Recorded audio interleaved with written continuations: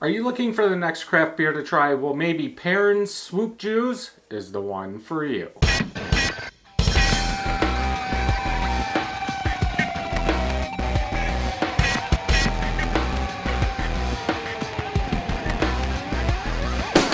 Welcome back, everybody. So today we are going to try Soops Joos. This is Perrin Brewing's first double dry hopped India Pale Ale. It says super juicy. I was thinking it had the hops on there, but I guess not. So this should be an interesting one. $4.29. I believe I picked this up at Hoffman Street. Let's roll it a little bit. I do not see a date on here. ABV, I just saw it, is 7%. Untapped is saying 30 IBUs for this one. Let's go ahead and open it and get it into a glass.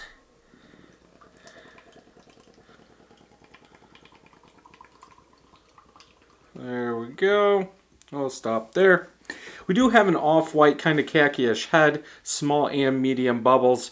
More medium than small on this.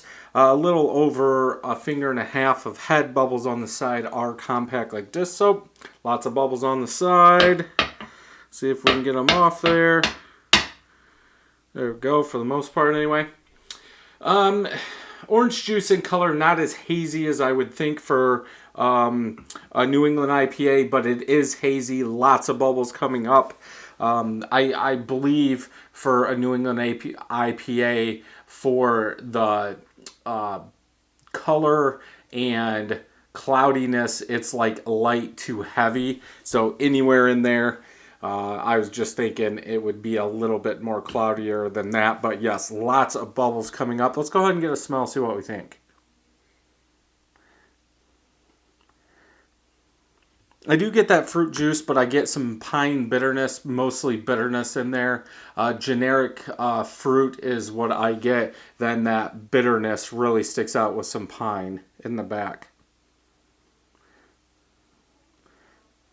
Not really in your face. Maybe some citrus twisted in there with that bitterness. But I do think that fruit juice is what you get foremost up front. Then that bitterness, but now I don't know if it's just from everything releasing, but I do get some citrus bitterness in there like a standard IPA that's done more on the citrus side. Let's go ahead and get a taste.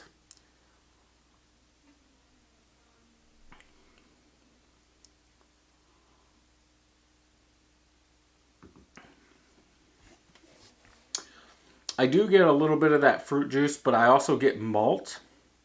Like a sweet malt in there.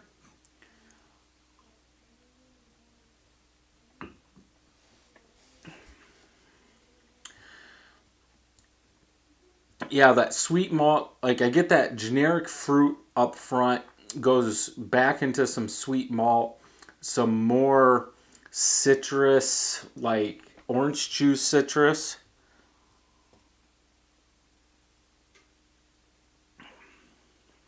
I wasn't thinking it was going to be like that.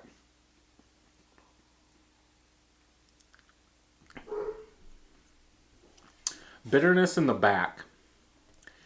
Then as your palate warms up, aftertaste is like a sweet citrus malt to me than anything.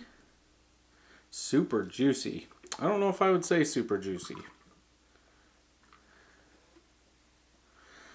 Again, they don't put dates on the can, so I don't know how old this is. I'm sure it hasn't been out for that long. To me, this tastes more on the lines of a citrus New England IPA than a juicy IPA.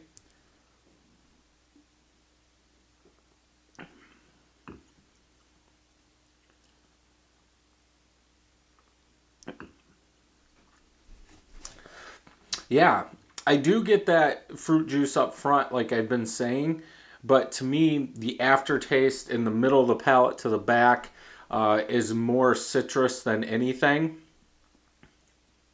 then aftertaste is that sweet citrus malt with a little bit of bitterness in there. I would probably have to go with a 4 out of 5. It's still a good beer, and I rate beers on how I like them, not what they say. Probably for this actual beer, I'd probably have to go like a 3.75 out of 5. You do get that juiciness that they're talking about, but that's not my take on a New England IPA. I think more of the M43's beers on that side as a true New England IPA that has that juicy fruit up front. Where this has a touch of it, but you get more of that citrus along the lines of like a Bell's Side Yard than an M43 throughout the palate.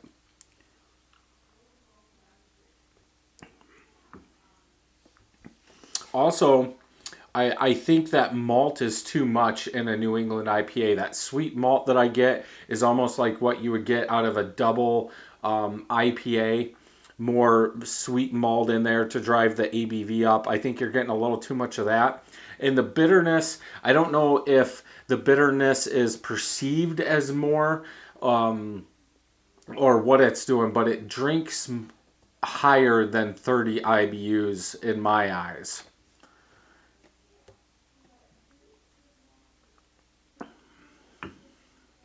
But overall, still a good beer. I probably wouldn't buy any more. When you get into those 450 beers, I would almost rather go over to an M43, something like that. But yeah, definitely a good beer. Let's check Untapped.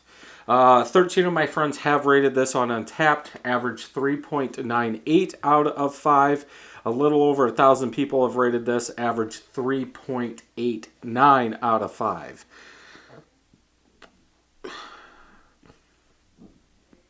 Excuse me. Somebody did give it a 4.5. Let's see if somebody pretty drinkable, 3.75. So yeah, not a lot of comments on here. So yeah, definitely one to pick up and try. I wouldn't go in like I did thinking because the can said super juicy. That's what I was looking for. That's not what I really get. So yeah, definitely one if you can get Perrin beers to pick this one up and try it. If you do, let me know in the comments below what you think. But if you like this video, thumbs up. If you don't, thumbs down. Make sure you hit that subscribe button and ring that bell so you know when new videos are coming out. And until next time, happy brewing.